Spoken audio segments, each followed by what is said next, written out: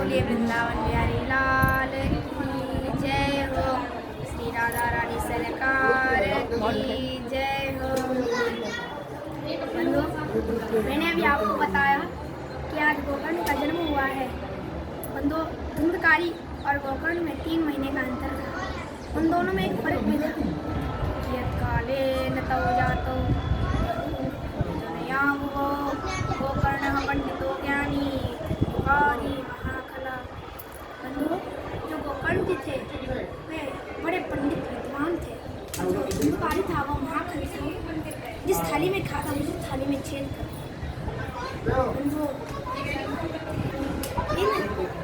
ये धुंधकारी जो थे वो धीरे धीरे अपने माँ बाप को सताने लगा। पहले तो उन्हें फटकार लगाता, फिर गालियाँ देता और फिर मारता पीटता।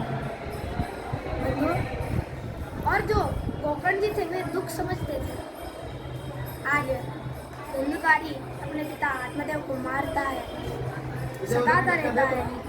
और गोकर्ण जी कहते और आत्मदेव जी गोकर्ण से कहते हैं कि मैं इस धुंधकारी से बहुत परेशान हो गया हूँ। अब मुझे वन में जाना है, मुझे संन्यास लेना है। आज गोकर्ण जी आत्महत्या करेंगे। आज आत्मदेव जी ने ऐसे घोर वचन बोले तो इस पर गोकर्ण जी कहते हैं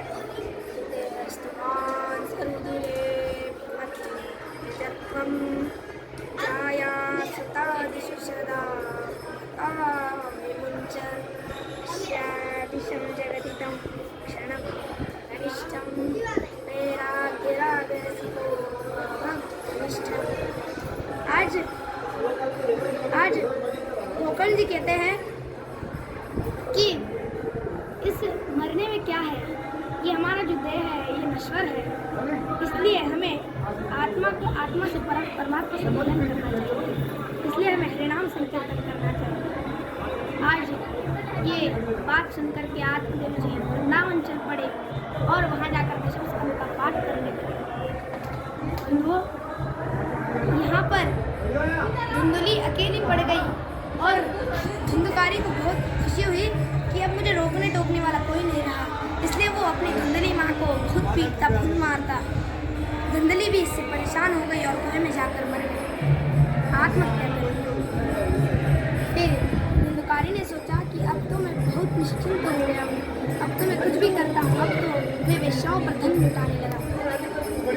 बंधु, एक दिन क्या हुआ, ये चोरी कर रहा था। राजा के यहाँ इसने चोरी कर ली और वेश्याओं के पास इसने सारा धन लाया और कहा कि ये सारा धन मेरा है।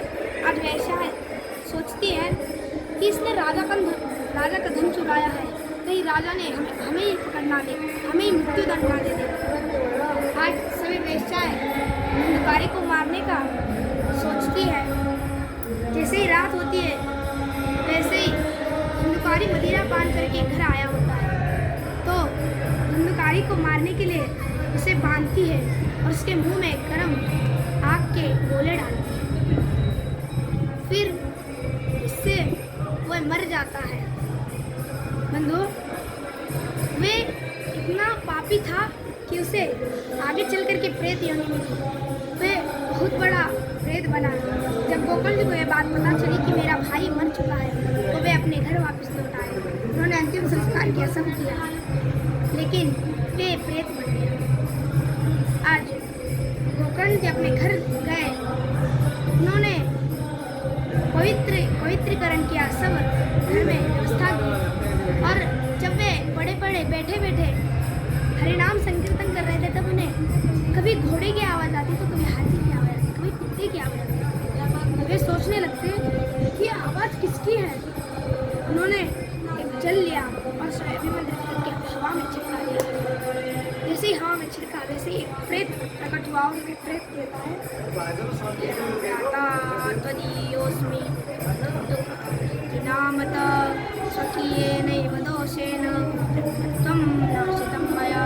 मैं आप ही का भाई धुंधकारी हूँ।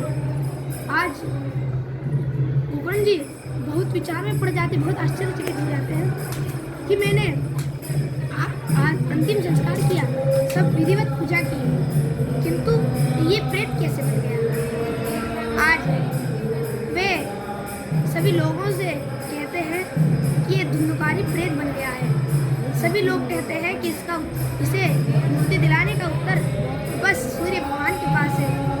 आज गोकर्ण जी ने अपने तपोबल की शक्ति से सूर्य की गति को रोक दिया और सूर्य भगवान से पूछा कि मेरे भाई को मुक्ति कैसे मिलेगी।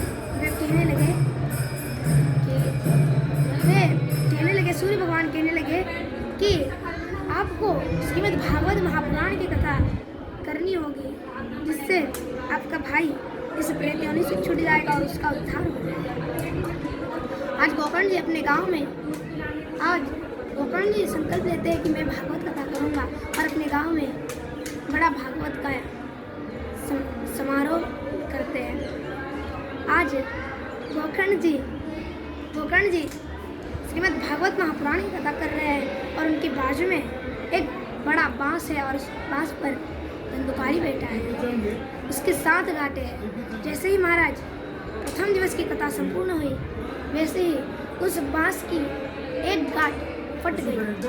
जैसे दूसरी, तीसरी, चौथी ऐसे करते करते पूरी कथा संपूर्ण हुई। 7 दिन की कथा जब हुई तब वे 7 गांठ फट गई और धुंधकारी एक देव स्वरूप बन गया। वो भगवान की तरह दिखने लगा।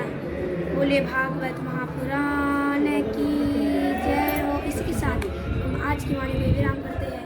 कल तक के लिए जय जय श्री राधे, जय जय श्री राधे, जय जय श्री राधे श्याम।